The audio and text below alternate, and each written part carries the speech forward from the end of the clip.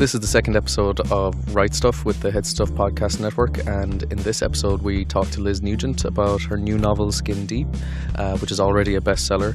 And in the interview she also talks about a few other things like one book that she hates, and she gives us an exclusive on her fourth novel, and she tells us the working title of that. And we just have a really nice chat with Liz. So please enjoy this episode and like and rate and subscribe, and we have a few other really exciting interviews lined up, so please keep an eye out. So Liz, you were just saying, you mentioned that you hate writing and you like this part of the whole thing.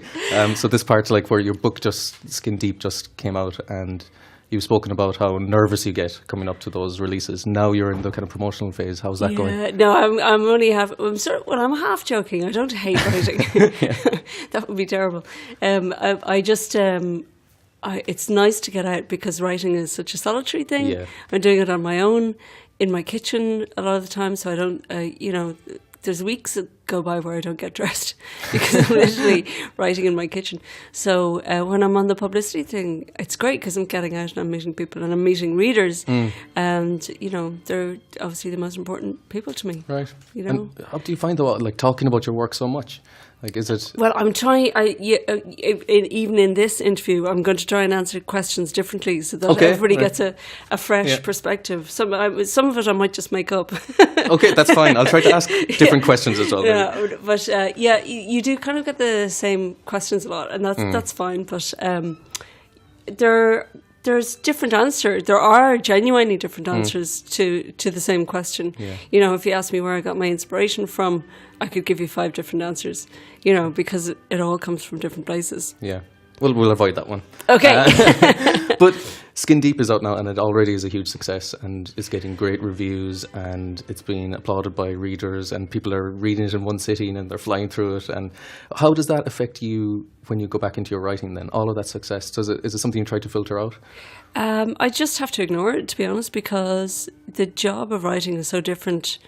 When I'm actually sitting writing, like I've already started work on book 4, the next one, which is I think might be called Brothers. Well, that's what I think it might be called, but I'm sure the publishers will change it. Is that an exclusive? Yes, that's an Brilliant. exclusive. Yeah, I haven't told anybody else that. But Brothers is the working title, and it's when I go into that world of writing those characters, I don't think about anything else but them.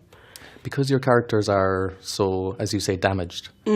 Is that a kind of space you have to get into then yourself? It seems a kind of dark space to have to get into their minds. Yeah, I find it surprisingly easy to get into the mindset of damaged characters, and particularly characters who don't have empathy. Because I'm somebody, I think, who has a huge amount of empathy. When people are sick, I really can't bear it. People close to me, I almost wish I could take the pain from them myself. I'm hugely empathetic.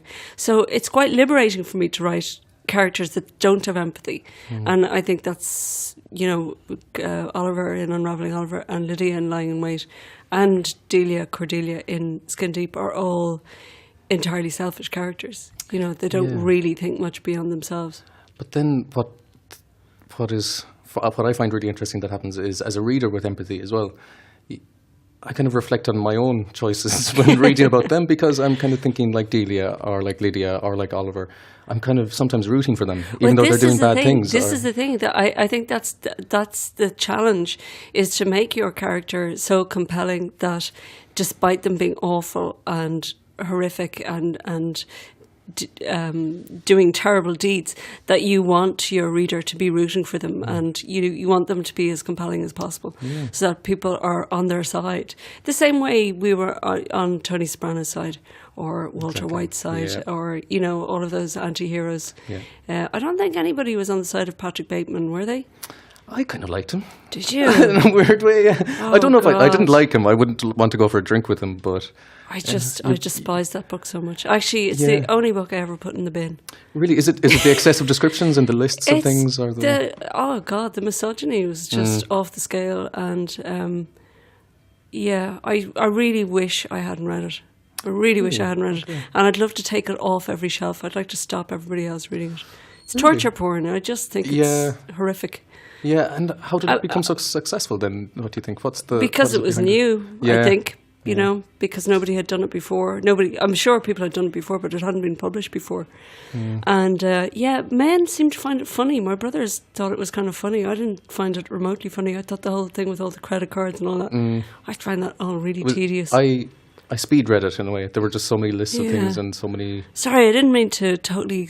I actually go out of my way not to slag off another writer, but I'll make an exception for Bret Easton Ellis. What about the film? I couldn't bring myself to watch the film. Right, no, fair enough. No.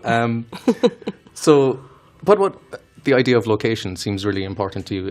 In Skin Deep, you move from a fictional island off the west coast of Ireland, then into the County Mayo. It moves to London, moves to France, and you...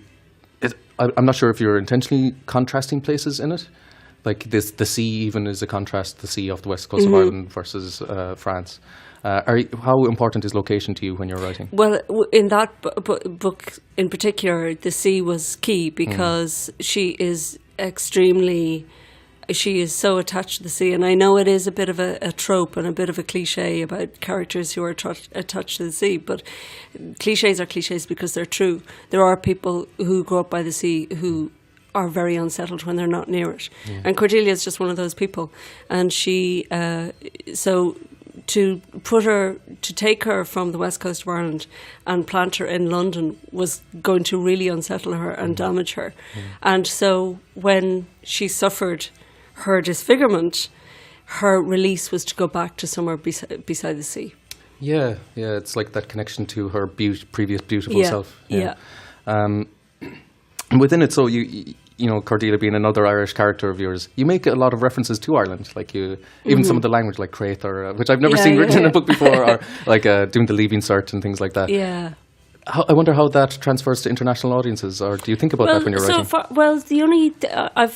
With the first two books were Americanized for the American market, but there wasn't really anything I had to change apart from, there was obviously Trunk for Boot of the Car and all that, where they shove Annie Doyle's body in the opening of Lying in Wait. But the one that really caused me difficulties was bedsit and flat and apartment. Like, they are three grades of accommodation in Ireland. Yeah. You know, a bedsit is a very particular thing. A flat can be, you know, a flat share or a one-bedroom flat.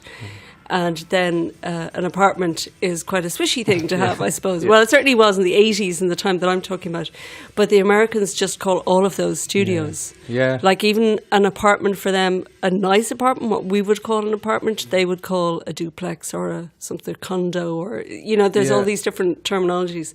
So, having to describe, I had to use a lot of adjectives then to describe the studio, because they just changed everything to studio. So I had to, you know, the grotty studio, the studio with the separate room, you know, the studio with the balcony. Yeah, Jesus, there's so many thought processes you have to go through when choosing a word. Like, exactly. So in that, then, when you are choosing all of this language, and you're going through eventually an editing process, like what's that like for you? I mean, do you start off with a massive long draft and then send it off to editors and remove parts? I don't write extremely long drafts. I tend not to waste words. I tend not to like, once I'm finished with it, I do all the cutting and you know, honing before I send it to an editor. And then when the editor gets it, I don't give her much to cut because I don't tend to waste words. I kind of plough into the story, and I don't do fancy descriptions, you know, which I probably should do a bit more of. But are you thinking plot? It's very plot driven. Yeah. It's character driven first, and then plot driven. And the story must always be moving forward. You know, there must always be new information given to the reader, rather than going back and describing the spring or the flowers or. You know, for me, you know, I'm not saying, like, I read very flowery writers, and I'm very impressed by them, and I wish I could write like some of them, but I'm just not that kind of writer. I think you can only write how you can write, and I'm one of the people who doesn't do the description thing. But you've made your place for that now, and having these really conflicted characters. But do you ever feel that now is completely your thing, and you're restricted by that in a way, or do you ever feel like you'd like to go into the flowery language literature? I would, but I don't think I could sustain it over a full novel. Maybe a short story or something where, some of the best short stories, not a lot happens. Do you know what I mean? Yeah. So I would like to, at some stage, write a really beautiful short story where not a lot happens, but I can use words really well. Yeah. But I just don't think I'm not a high concept literary fiction writer. I think they called me when Unravelling Oliver first came out. Before it was put into the crime genre, they called it accessible lit. Which that works fine. Yeah. I don't care what they call it as long as people buy it. I don't really mind. Right, yeah, and actually, to be in the crime category is great. There was an article in the Telegraph this morning about how crime and thriller writing has overtaken every other genre. Really? In terms of commercial success. Even the Bible. Long may it last. Yeah. Even the Bible. But for me, crime is often a whodunit, but often yours start with we know who done it in the first page or first sentence sometimes. So it's that why. Yeah. And so that's your angle on the whole crime thing then, I guess, and you're kind of creating your niche for that as well. It's really about the breakdown of characters. I mean, it's the unraveling of every character and finding out what brought them to this point. I start off usually with the crime or the misdemeanor, and then spend the rest of the book exploring what got the character to this place in this situation with this person. So in the writing process itself, do you start with those original scenes as well? They're often the first scene of the book. Is that the first scene that you write? Yes. Okay. Yeah. Okay. Start with a bang. And do you try to? I was amazed to hear that the starting point for Skin Deep was a Neil Hannon song. Yeah, that's right. That's right. That was great. So from then, do you try to maybe try to keep away those influences that might maybe interrupt your story? Well, I mean, even overhearing a song on the radio could have a huge influence on you. But that song in particular, and the lyrics, "A Lady of a Certain Age" is the song. That song in particular just stayed with me, and I thought about it a lot, and I thought about that life a lot. But then when I went to write it, I couldn't write that story because actually it's very linear, and there aren't events. Do you know what I mean? It's a beautiful piece of writing for a story, but it wouldn't sustain in a book. So I just had to make some major changes to the character in the song. The character in the song is described as coming from a very wealthy, privileged background. But she has ended up in the same position. So I have Cordelia at the opening of Skin Deep in the same position as the woman in the song, but yet her background is entirely different. Yeah, her background is completely different. It's brilliantly done. So I couldn't just rip off Neil Hannon's marvellous lyrics. Yeah. And he knows that now, which is great. Oh yeah. You've met him and spoken to him about it. So just back to the kind of what you get from writing yourself. For an awful lot of people, it is a therapeutic thing, and they get to kind of put all of their thoughts and woes onto the paper. And Steinbeck called it the best thing you can do with your clothes on. Possibly. It is this kind of. Well, I don't. When we started this, and I said I don't hate writing, I don't love it either. Yeah. I'm not somebody who's itching to get to the keyboard every day by any means, but I think. It gives me a sense of self in that I'm my boss.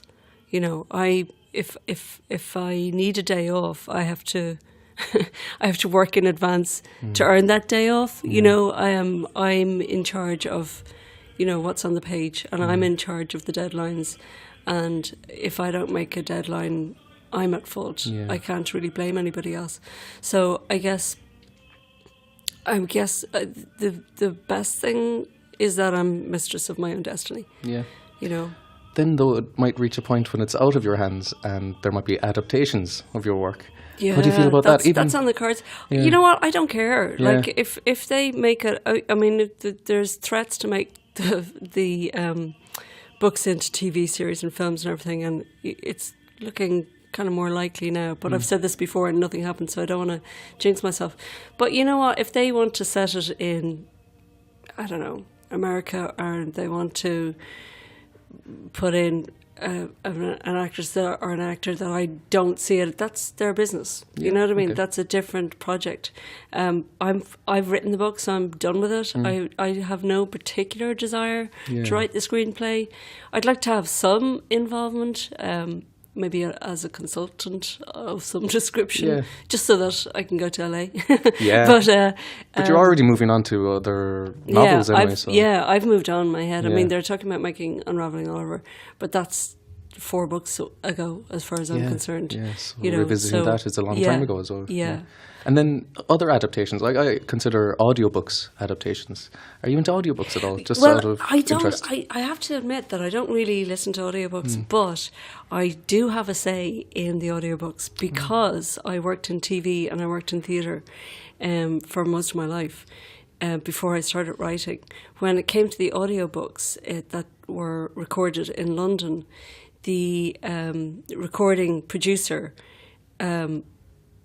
gave me like some voice samples, and I was able to say, oh well, I know that such and such an actor is in London, I know that Sam O'Mahony is in London and that he'd be great Oliver. So like my friend Sam O'Mahony got to play Oliver in the audiobook, and Annette Flynn, who I know through RT from when she was in Fair City. She's perfect for Cordelia because she's from Ballina, so she has that West of Ireland accent. And she recorded that brilliantly. So, I've listened. I haven't even listened through to all of my own books. I've kind of fast forward because I know the story. Yeah, of course. I don't need to, but I just kind of checking in on the accents and everything. There's nothing worse than a fake Irish accent, which is what's likely to happen if you leave the recording people in London to their own devices. So I tried to make sure that there were Irish accents and that the accents were appropriate to the character.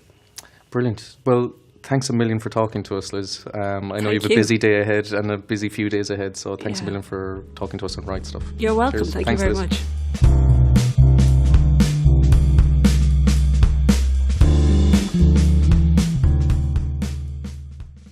This podcast is part of the HeadStuff Podcast Network.